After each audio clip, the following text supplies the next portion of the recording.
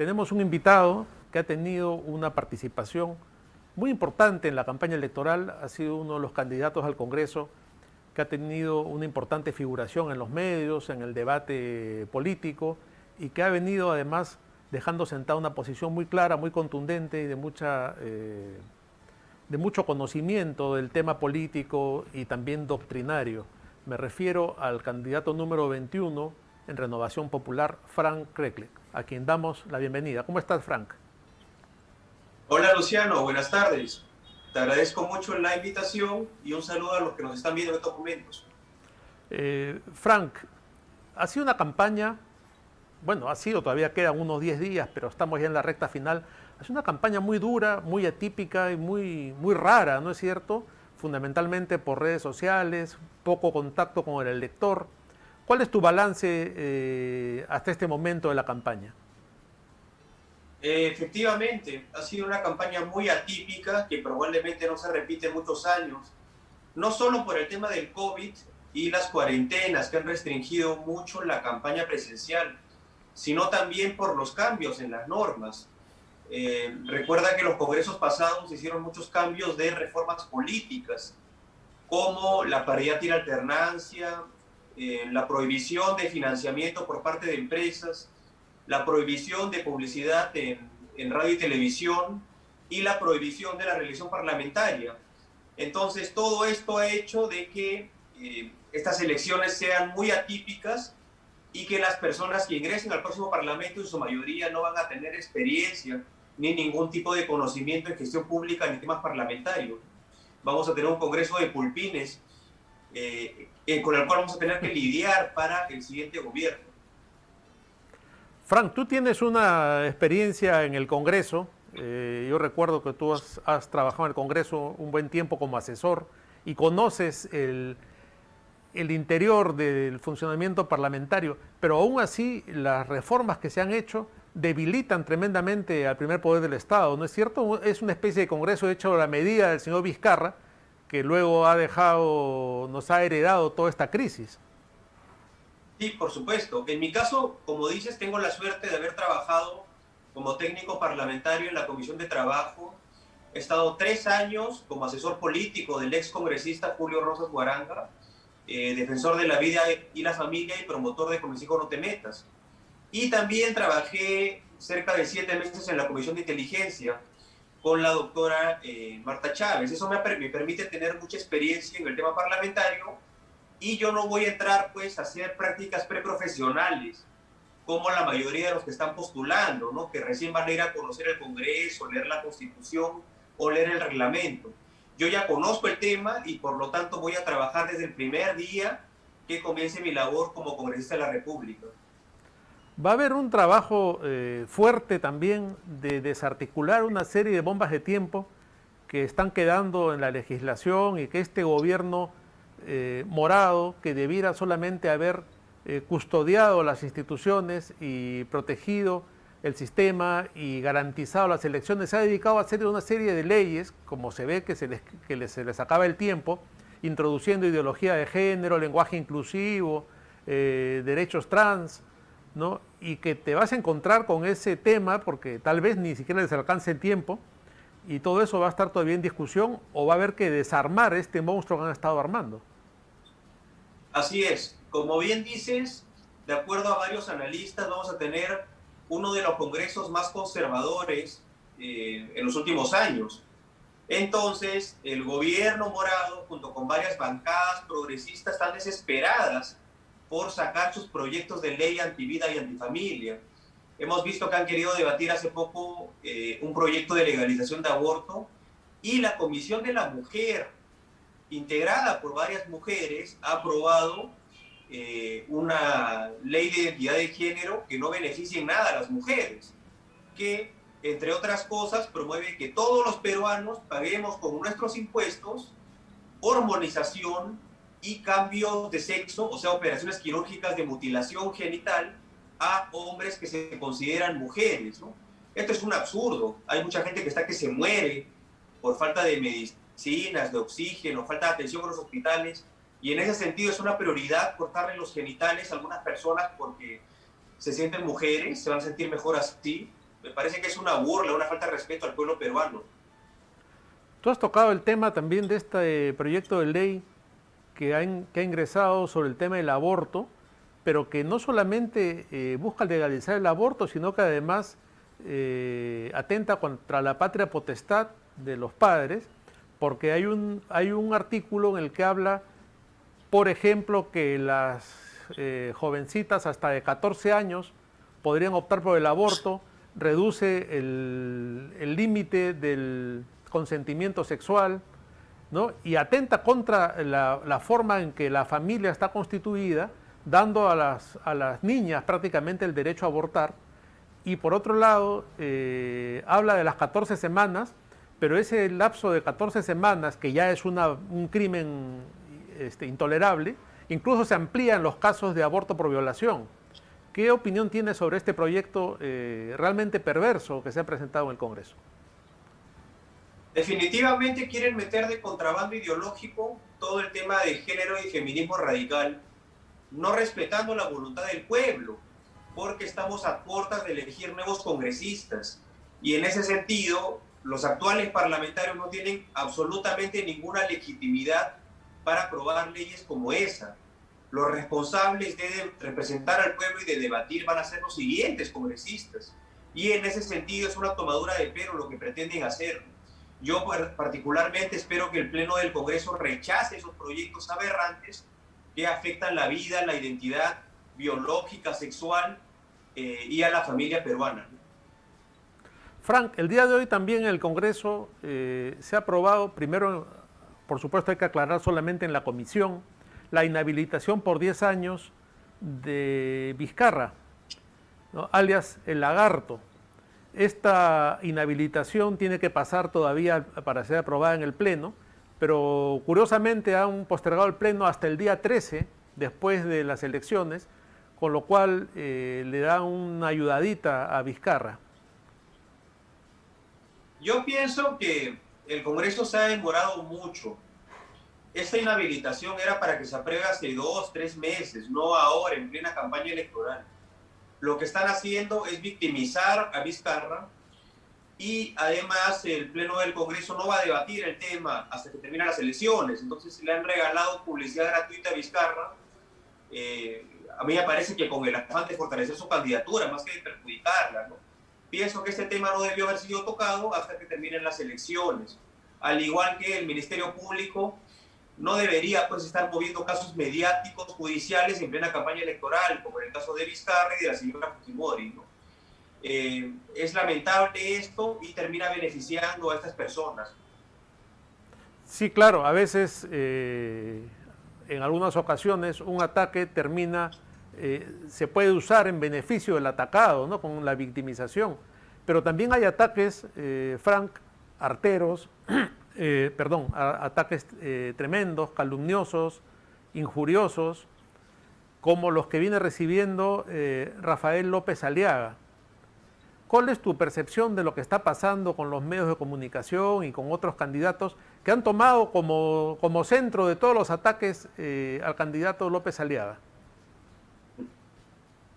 Rafael López Aliaga es el único que se ha pronunciado de forma frontal, firme y directa contra los delincuentes de Odebrecht y del Club de la Construcción, club compuesto por empresas peruanas que le han robado dinero al pueblo, ¿no? Mediante obras corruptas y sobrevaloradas que se les otorgaba a cambio de coimas a los funcionarios públicos. Entre estas empresas está Argy Montero, cuyo accionista principal también es accionista con una buena parte de acciones de parte del Grupo del Comercio. En ese sentido, Rafael también ha hablado de restringir la publicidad estatal a los medios de prensa. Y estos han emprendido una guerra sucia, tremenda, terrible, feroz, llena de mentiras y difamaciones contra él. Bueno, que aprovechen pues sus últimos meses de mermelada y que sigan insultando y atacando, porque a partir del 28 de julio van a dejar de vivir de nuestros impuestos, y que lo tengan claro. Otra cosa interesante que se ha visto claramente en esta campaña, en esta primera parte de la campaña, es que, salvo López Aliaga, Los demás candidatos, ninguno ha tenido una condena clara, directa y enfática de Odebrecht, ninguno ha anunciado una sanción, y es más, hemos visto a Hernando de Soto el domingo defendiendo la permanencia de Odebrecht en el Perú. Sí, es que Rafael lo ha dicho, ¿no? La mayoría o todos los candidatos con los que se enfrentan están vinculados de una u otra manera a los delincuentes de Odebrecht. Es algo súper preocupante. Por ejemplo, el vicepresidente, el señor Lescano, ha trabajado en una empresa del Club de la Construcción. El señor de Soto tiene también, si no me equivoco, como vice o como asesor a alguien muy vinculado a las empresas brasileñas. Y además, en una entrevista dijo de que le parece mal que López Aliaga anuncie que va a expulsar a Odebrecht y que utilice, que tenga decisión política para expulsarlo, ¿no? Porque no se le debe afectar a las empresas y que no debería tocárseles, ¿no? Ni a Odebrecht ni a Soros. Esta es una posición no casual. Me parece que el señor de Soto está comprometido con Odebrecht y busca de alguna manera congraciarse con esta empresa delincuencial y corrupta, ¿no? Lo cual demuestra que la posición de Rafael contra la corrupción es la única en esta campaña, porque él se ha comprometido ante todo el pueblo peruano que el 28 de julio se le va a poner una multa a Odebrecht para que salga del país definitivamente, ¿no? Y curioso, ningún otro candidato a la presidencia toma ese discurso, a pesar de ser muy popular, ¿no? Entonces, ¿por qué será? Bueno, ese Parece que tienen intereses encontrados. Es un tema que se puede comprobar, ¿no? Es algo objetivo lo que estás diciendo. Quien está con Hernando de Soto es Miguel Vega Alvear, que fue uno de los principales promotores de las obras de Odebrecht en el Perú y un encargado de una cámara peruano-brasileña en esos tiempos, muy vinculado a todas estas obras. Y él es uno de los brazos que articulan la campaña de Hernando de Soto y muy cercano a él, y es además quien ve, me parece, las finanzas de su campaña. Frank, te voy a pedir una interrupción de unos minutos, vamos a una pausa y luego continuamos conversando.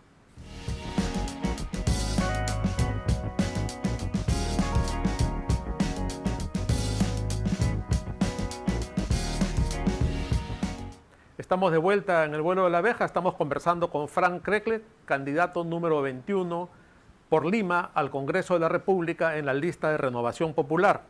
Estábamos analizando diversos aspectos de la campaña electoral.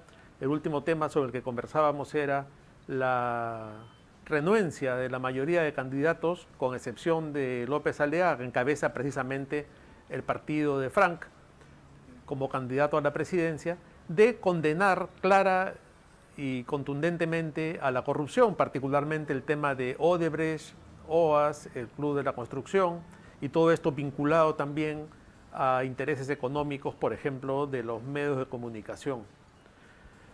Frank, habrás visto, en la primera parte del programa comentábamos sobre esto, que también hay una presencia, un remanente de Sendero Luminoso. Ha habido un crimen terrorista la semana pasada que han matado a varias personas, y también se ha anunciado que ha sido abatido por las fuerzas del orden un terrorista conocido como el camarada Raúl, ¿no? Ha causado un gran impacto en las redes sociales la forma lamentable en que el presidente de la República anunció esto, incluso diciendo que se había ocultado su muerte para no desestabilizar a los terroristas, ¿no? Una cosa tremenda que yo he vinculado en un comentario antes de que tú entres al programa con su pasado y con este hecho de que pidió un autógrafo a los terroristas en la Embajada de Japón. ¿Qué opinión te merece toda esta situación? Los vínculos también del Lescano con Sendero a través de su hermana y de su cuñado, la presencia de personajes de Movadef también con De Soto. ¿Qué opinión tienes tú, que eres un especialista en temas de inteligencia, sobre la presencia de remanentes de Sendero en la escena política peruana? Mira, en principio, algunos dicen que el terrorismo terminó en el 2000, pero esto no es del todo correcto, ¿no? Porque luego del 2000 y de la caída de Fujimori hubo un cambio de estrategia de parte de los terroristas, en la cual muchos de ellos ya no utilizaban la lucha armada como medio de tomar el poder, sino que utilizaban la propia democracia para boicotear a la democracia. Esto lo vemos en las demandas que hicieron ante el Tribunal Constitucional y ante la Corte Interamericana para anular todos los juicios a terroristas y que comiencen a foja cero, lo que tuvo como consecuencia que se liberen o se bajen las penas a cientos de peligrosos terroristas, los cuales están en las calles actualmente. Eso es por un lado. Además hubo gobiernos pusilánimes como el de Paniagua, Toledo, que indultaron terroristas comprobados por enfermedades totalmente controlables como la diabetes. Eso para empezar. Y al mismo tiempo, mientras se liberaban los terroristas, comenzó una estrategia de persecución, hostigamiento, acoso y enjuiciamiento a las Fuerzas Armadas que terminaron con el terrorismo en los 90s y 80s. Uno de los casos que tú debes conocer bien fue el de mi padre, ¿no? Que, claro que sí. estuvo en juicio varios años de forma injusta, incluso preso 15 meses, para que finalmente la Corte Suprema lo absuelva de toda culpa. Además, vemos al Movadef infiltrado en movimientos sindicales, en las universidades, en los colegios, y por otro lado hay una facción de Sendero que continúa utilizando armas contra el Estado peruano y sigue en el Brain. Esta facción ha asesinado más de 1.000 militares y policías desde el 2000, y a pesar que el Estado ha gastado miles de millones de dólares en esa zona, aún el problema del terrorismo no puede ser resuelto, lo que te da a pensar de que hay muchos intereses detrás y hay una falta de decisión política en los respectivos gobiernos, ¿no? Y el gobierno actual da zozobra sobre el tema porque, como tú bien lo has dicho, el señor Sagasti le pidió un autógrafo a un terrorista del MK liberado de la embajada de Japón a pocos días de haber sido capturado, lo cual ya genera mucha suspicacia, ¿no? Y además, el primer ministro del Interior, el señor Sagasti, tenía 2 hermanos terroristas y los peruanos no nos hubiéramos enterado si fuera la prensa, luego lo sacó a público, ¿no? En la actualidad, el actual ministro del Interior, el señor Hélice, no tiene, bueno, ha sido candidato al Congreso por el Partido Morado y no tiene ningún tipo de experiencia, inteligencia ni defensa nacional, o sea, no está apto para el cargo. Sin embargo, continúa, ¿qué está haciendo, no? Rafael López Aliaga ha dicho que los primeros 6 meses de su gobierno va a terminar con el terrorismo en el Brain. Y yo estoy seguro que se puede hacer con la debida decisión política, ¿no? Con un gobierno que no se deje presionar por estas ONGs defensoras de terroristas, mal llamadas de derechos humanos. Claro, ahora en un momento se decía que Sendero Luminoso y los grupos que están en el Brain habían dejado la parte ideológica de lado y se habían convertido en unos sicarios o en un brazo armado del terrorismo. Pero pareciera que no es así, ¿no? Aún hay un tema ideológico detrás y hay que combatirlo en ambos sentidos. Por supuesto, el decir que son simplemente guachimanes o guardianes de los narcos es algo incorrecto. Sendero Luminoso ha evolucionado en el Brain a tal punto que es un propio cártel de narcotráfico, pero no han renunciado al tema ideológico. Ellos siguen promoviendo, propugnando la toma de poder mediante medios violentos. Y esto se puede ver en los mensajes que dejan cada vez que asesinan familias o militares o policías. Entonces, es una amenaza latente contra la seguridad nacional y el siguiente gobierno, que espero que sea de Rafael López Aliaga, tiene que darle toda la prioridad y el respaldo a nuestras Fuerzas Armadas para que definitivamente terminen contra este flagelo, ¿no? Frank, en la primera parte de la campaña, así como ahora hablamos de las agresiones contra Rafael López Aliaga, tú fuiste víctima también de un cargamontón en que se te acusó de transfóbico, homofóbico, misógino y todos estos adjetivos que manejan los caviares para descalificar a sus rivales, y que a ti se te endilgaron todos de golpe y se te hicieron memes y todo lo demás con un tema vinculado a este señor que se llama Guillermo y que hay que llamar Gaela porque es su nombre social, según describen los quienes defienden estas posiciones. Y ahora todo esto de alguna forma se ha vuelto ley. ¿Qué vamos a hacer al respecto? También con el tema del lenguaje de género. Estoy volviendo sobre un tema que hablamos en la primera parte, pero que tiene una connotación también de índole legal. He leído que tú tienes un proyecto para que se elimine obligatoriedad del lenguaje inclusivo, que es algo ahora transversal a todas las instituciones del Estado y que hay capacitaciones y por supuesto todo eso nos cuesta miles de soles, ¿no? Así es. Justamente ya se ha debatido en Francia un proyecto parecido en el que se propone prohibir el uso del lenguaje inclusivo en las políticas públicas y en el Estado peruano, por un lenguaje que no ayuda en nada al país y que viola las normas gramaticales de la Real Academia Española de la Lengua, que es la que rige las normas correctas para hablar bien el castellano, que es el idioma, ¿no? En ese sentido, yo de llegar al Congreso, este nefasto, que es aberrante, nos quita muchos recursos, mucho tiempo y no ayuda en nada a la población, ¿no?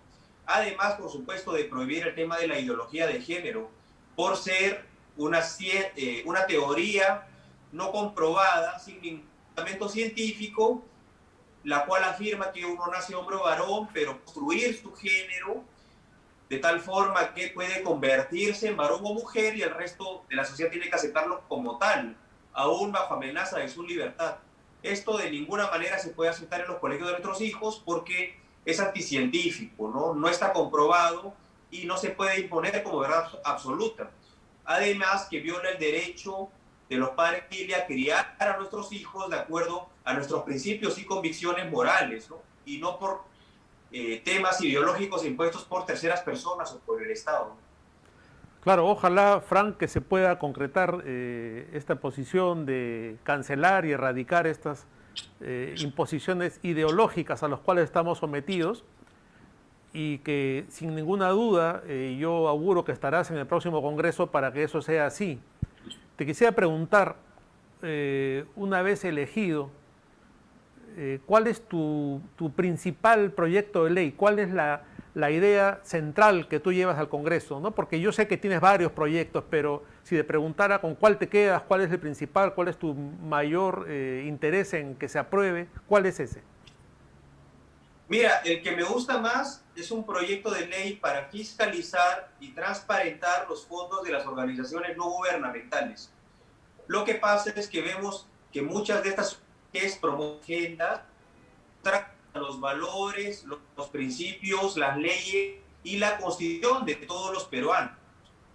Como estas ONGs defensoras del aborto, un grave delito de acuerdo al Código Penal, el Código Civil y la Constitución, e igual lo promueven, ¿no? Además de ONGs que defienden terroristas comprobados, como es el PRODE que defendió a los terroristas muertos en la Operación Chavín de Huántar y estuvo acosando, procesando por varios años a nuestros valerosos comandos. Entonces, lo que propongo con este proyecto es que estas organizaciones informen a todos los peruanos mediante un portal amigable tipo transparencia económica 3 datos importantes. Uno, cuántos millones de dólares están recibiendo del extranjero. Número 2, qué personas u organizaciones los están financiando, porque sabiendo que para los financian pueden deducir cuáles son los intereses que hay detrás. Y punto 3, ¿qué están haciendo con estos millonarios fondos? ¿Realmente van a proyectos sociales de lucha contra la pobreza en beneficio de la población? ¿O están yendo a pagar algunas planillas doradas de ciertos funados? O peor aún, están yendo de forma subrepticia a financiar activismo político violento, agresivo, en contra del Estado de Derecho y las fuerzas. Como estas ONGs están exoneradas del pago de impuestos, es que lo justo, lo correcto, es que rinden cuentas de qué están haciendo con este dinero que reciben del extranjero. Mira, me parece realmente muy importante, ¿no? Hace muchos años que se habla de cómo se deriva para otros fines el dinero que ingresa a estas ONGs, el dinero de Soros, el dinero que recibe Pronsex, IDL, todas estas organizaciones, muchas veces de fachada para fines ideológicos, o si no para terminar con la pobreza, pero de sus fundadores y sus directivas que se dan la gran vida haciendo mal uso de este dinero que debiera ser para obras sociales o tener fines más altruistas. Te felicito, Frank, por esa propuesta. Te felicito por la campaña que has desarrollado. Ya estamos a puertas de las elecciones. Te deseo lo mejor y espero que, sin ninguna duda, y lo digo con toda sinceridad, tengamos un congresista de tu talla y de tu inteligencia en el próximo Congreso. De esta manera hemos llegado al final del programa. Te agradezco por tu participación y te reitero nuestros mejores deseos. Gracias a ti, Luciano. Y nuevamente reiterar a las personas que marquen la R de renovación por un presidente digno, honesto, que realmente quiere luchar contra las mafias, como Rafael López Aliaga, y que marquen la R también para el Congreso y escriban el 21. Y tendrán mi voz que los represente y podamos luchar juntos en contra de estas ideologías marxistas que quieren destruir la economía, la vida, la familia y la patria. Estoy seguro que juntos una bancada celeste fuerte en la patria, la vida y la familia. Muchas gracias, Luciano. Gracias a todos. Gracias a ti, Frank.